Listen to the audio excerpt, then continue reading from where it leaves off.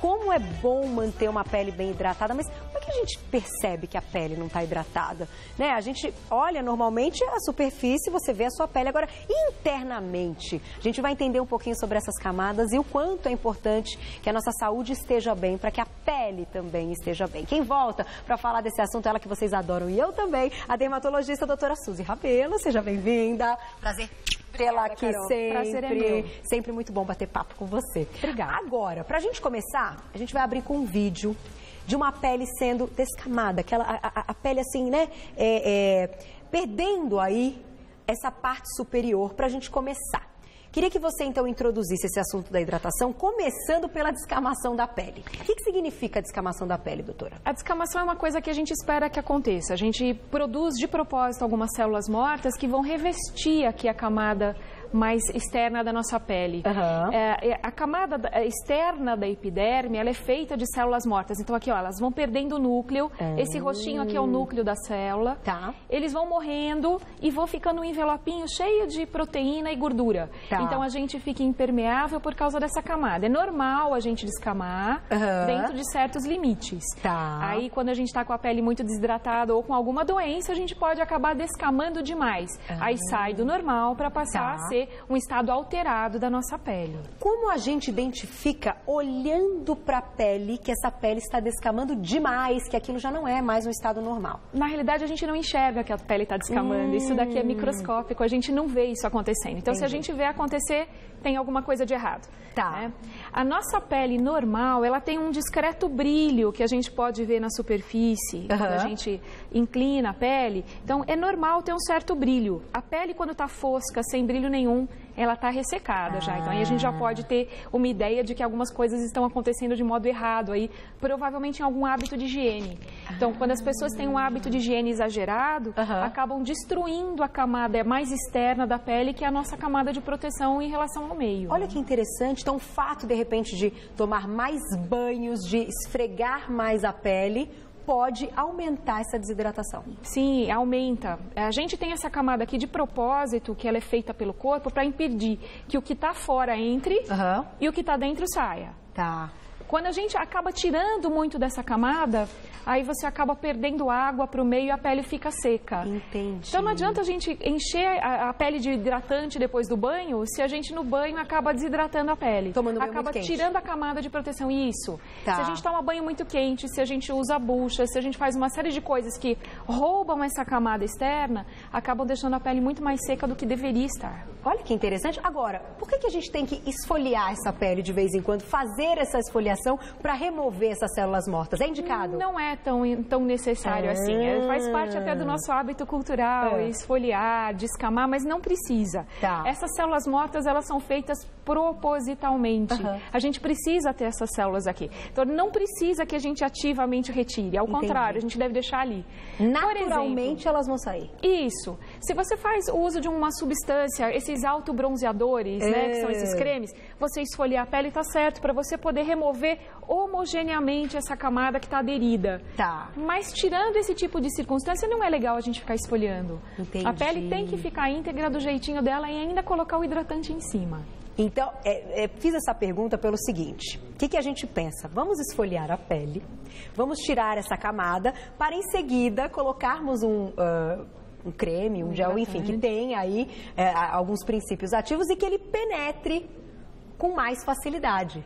Isso procede, doutor? Então, se a gente não precisa ficar descamando, como é essa... Vamos colocar o segundo vídeo que mostra, então, as camadas, agora que a gente já entendeu como é que funciona a descamação da pele, e a gente vai falar exatamente isso. Como funcionam as camadas da nossa pele, esse aqui, vamos parar aqui, ó. Pode parar, realmente, aí, a imagem. Isso. Por quê? Como, então, esses cosméticos vão entrar e vão agir, doutor? Na verdade, eles não podem entrar muito. Eles fazem parte da nossa camada. Essa camada faz a nossa defesa contra agentes externos. Tá. Você não pode deixar essas substâncias entrarem, ganharem a nossa corrente sanguínea. A gente tem que ser impermeável. A gente não pode permitir que as partículas entrem. Tá. Então, até mesmo o protetor solar tem que ter uma partícula grande para você não ter isso entrando para dentro do seu corpo, para isso não ser tóxico. Entendi. Então, quando você usa um hidratante, o hidratante ele tem que se aderir nesta camada da superfície, Tá. na camada mais externa da epiderme. Então, aqui a gente tem isto tudo aqui é a nossa epiderme. Aham. Esta camada aqui é aquela que a gente viu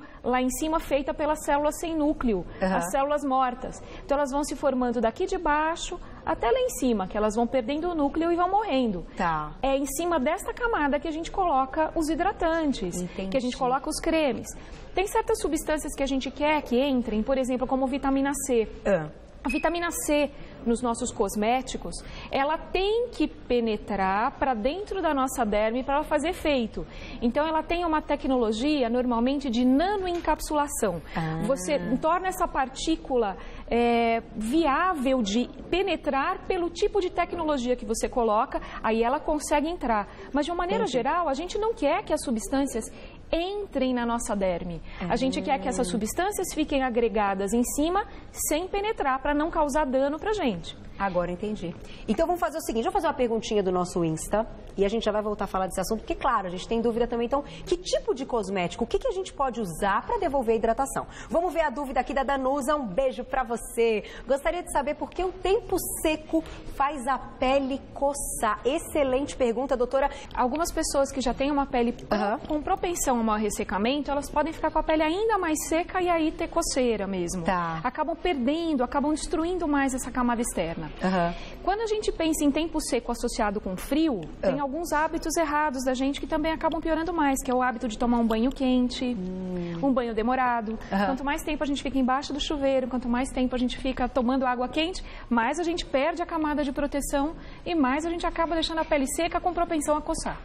Agora, e quando a gente está suando muito, isso tem a ver? Tem relação? Ou não? Não. O suor não modifica absolutamente nada? Não, o suor ele dá uma hidratada na camada superficial da então pele. é bacana.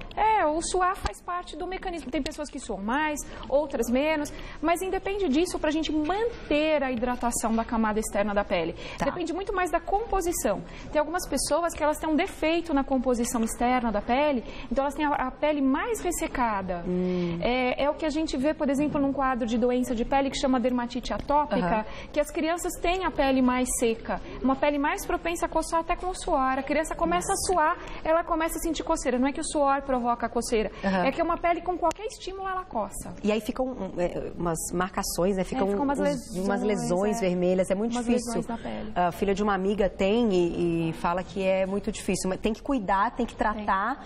Não tem cura a dermatite atópica? Não, tem controle. Tem controle. Tem controle. É uma criança que sempre tem que tomar um banho rapidinho, de 3 a 5 minutos, sempre água morna, sempre usar hidratante depois do banho.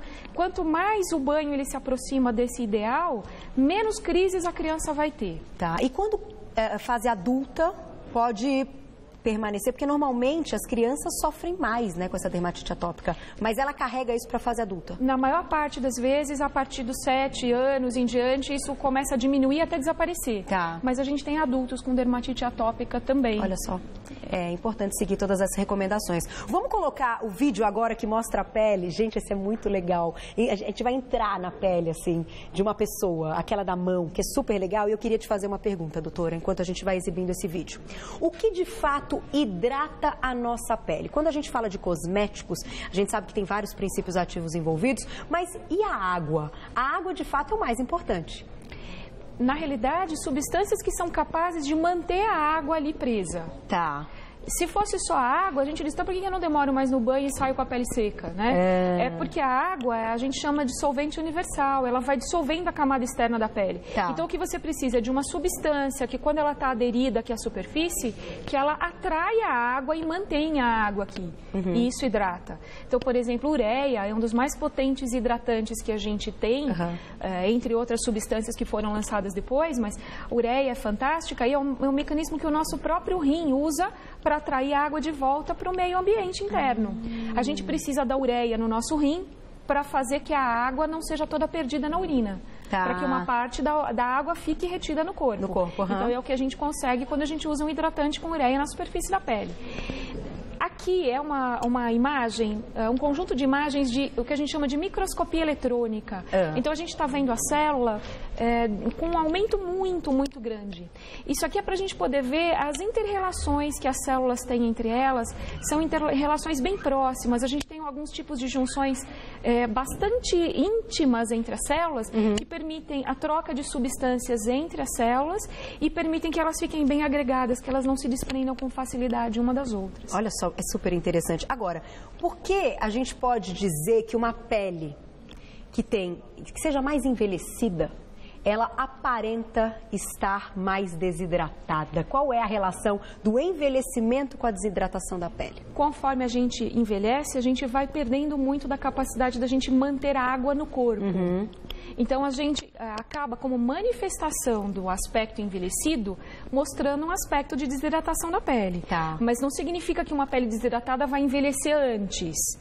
É que faz parte do nosso envelhecimento perder a capacidade de reter água. Entendi. Da mesma maneira como nas nossas articulações a gente vai ficando com o problema das osteoartroses, que vão destruindo as nossas cartilagens pela falta de água, a nossa pele também vai perdendo muito da capacidade de conseguir atrair água e reter a água nela. Então, com uma pele mais madura, uma pele que já esteja aí, enfim, ter passado por um envelhecimento, o ideal é que ela hidrate ainda mais. Tem que prestar atenção nessa quantidade de hidratação. A gente sempre vai ter que repor aquilo que a pele tem de faltante.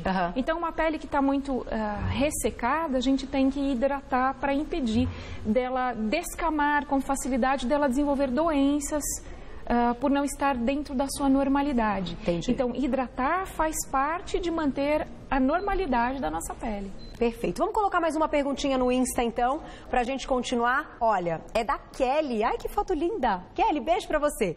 Pele oleosa precisa de hidratação. Obrigada, beijos, cara, eu amo o programa. Ai, que coisa boa. E aí, a pele oleosa precisa de hidratação? Precisa, doutora? a gente precisa de um hidratante que não deixa a pele mais oleosa ainda. Então a gente hidrata também. E existe até o mito de que as pessoas com a pele oleosa envelhecem mais tardiamente. Isso não procede, não é por aí, é mito.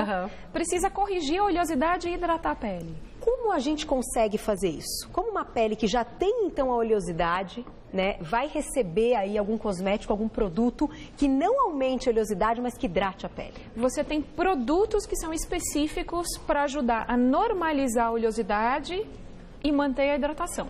Então, temos produtos específicos de várias linhas, várias coisas excelentes para poder hidratar a pele oleosa. Então, a pele oleosa tem que ser hidratada assim. A partir de quantos anos a gente hidrata a pele, doutora? Desde que a gente nasceu. Desde pequenininho?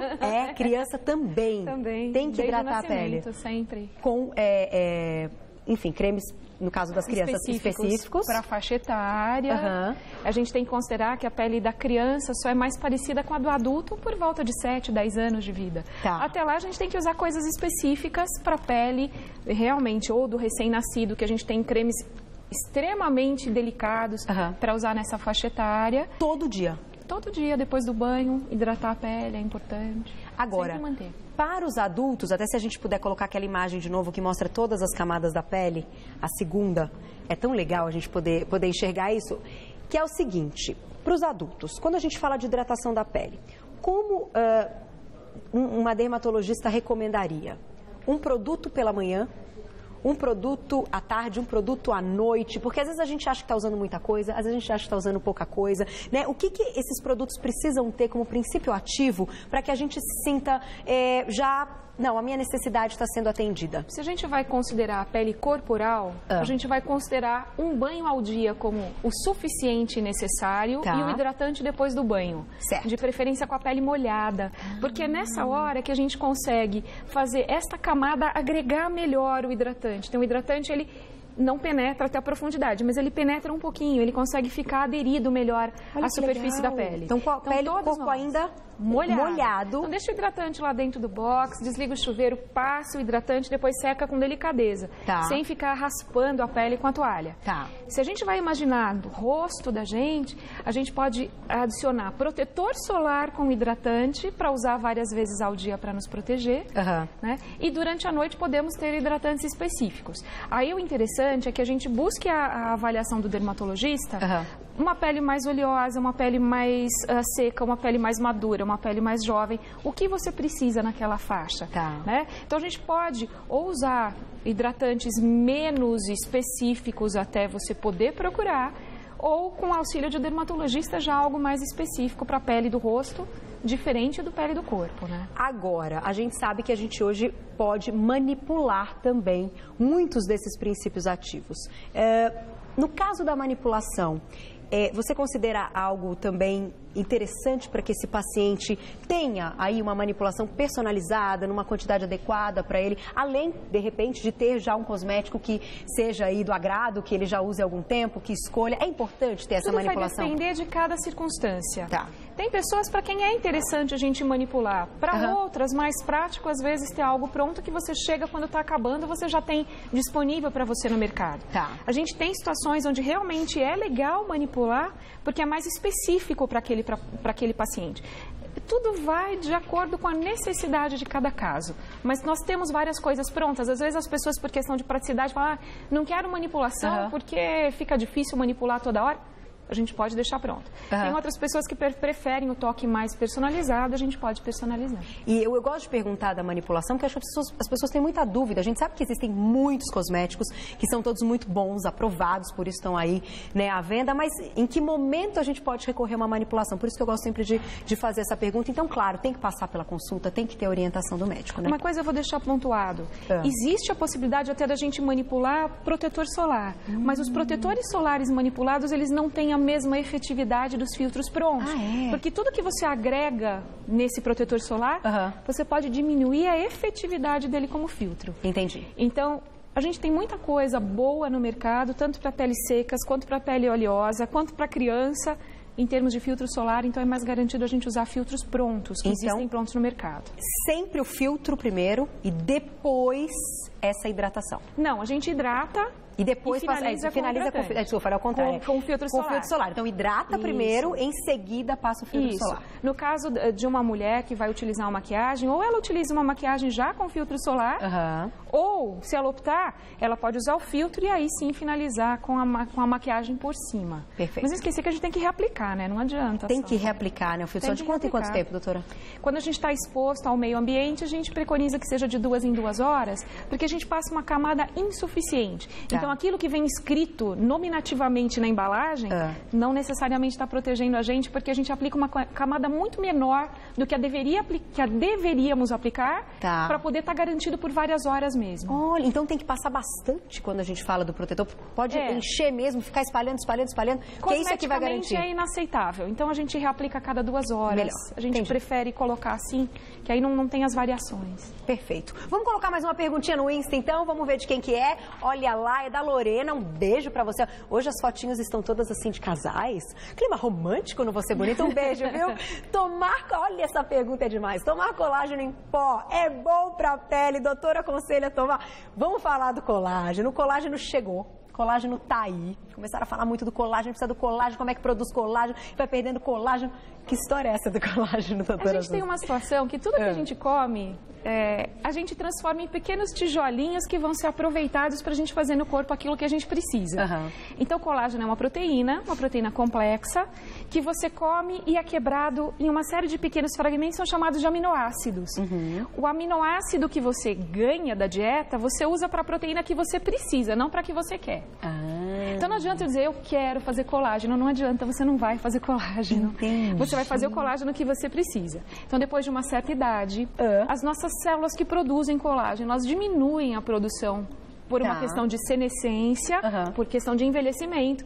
Aí você tem que estimular com um laser, alguma coisa que especificamente ative estas células. Certo. Aí sim elas vão buscar o aminoácido para produzir colágeno. Entendi. Mas não é porque você come colágeno que ele vai virar colágeno em você. Então, o colágeno em pó não vai ter este efeito final desejado. Não. Mas não é ruim incluí-lo, podemos não é dizer ruim, assim. Porque você tem uma proteína de boa qualidade que vai gerar um aminoácido necessário. Se você precisar fazer o colágeno, ele está lá.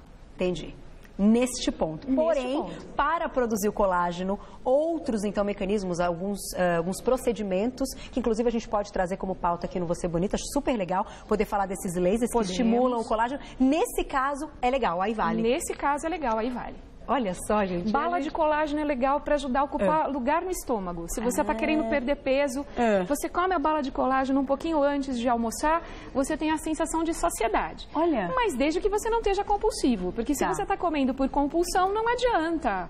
Você, mesmo estando saciado, você vai querer comer mais. Então, dá uma saciedadezinha. Olha, que dica bacana. Ajuda por ocupar um volume dentro do estômago. Não que vai te fazer ficar mais durinho. Infelizmente, não. Eu vou fazer a última perguntinha, Mapá, só para fechar. Essa é importante. O verão está chegando. Sim. A gente sabe que as pessoas adoram tomar sol. Tomar sol, a gente também sabe que tem o seu lado muito saudável e o lado prejudicial. Quando a gente fala da hidratação da pele, como a gente deve manter, então, esse sol, né? Essa relação entre o sol e a pele de uma maneira saudável para encarar o verão que vem aí, doutora Suzy? Bom, o ideal é que a gente tome sol nos horários que são de menor risco por uma concentração menor de radiação ultravioleta. Tá. Antes das 10 e depois das 4. Num país quente como o nosso, até antes das 9 seria mais adequado do que a gente dizer antes das 10. É verdade. E a gente não deve ultrapassar o limite da nossa própria pele. Então, uma pele muito clarinha, como a minha, a sua, não adianta, a gente não vai conseguir se bronzear e se transformar em pessoas moreníssimas por se expor ao sol. Então, a gente tem que respeitar esse limite. E sempre que toma sol, depois usar o hidratante depois do banho. Porque a pele já vai tender a ficar mais seca, porque de uma certa maneira a gente sempre queima um pouquinho a nossa superfície mesmo. Mesmo então, além com de bronzear, muito protetor solar, né? Sempre a gente acaba queimando e acaba destruindo um pouquinho, a gente danifica um pouquinho. E os bronzeadores? São legais? É legal a gente usar protetor solar. Protetor. Vamos usar filtros solares para a gente diminuir os nossos riscos de saúde. Respeitarmos aí o nosso tom de pele. Exatamente. E como, né, cada pele vai reagir tomando sol. Você vai ficar super morena, aquele moreno dourado, que lindo.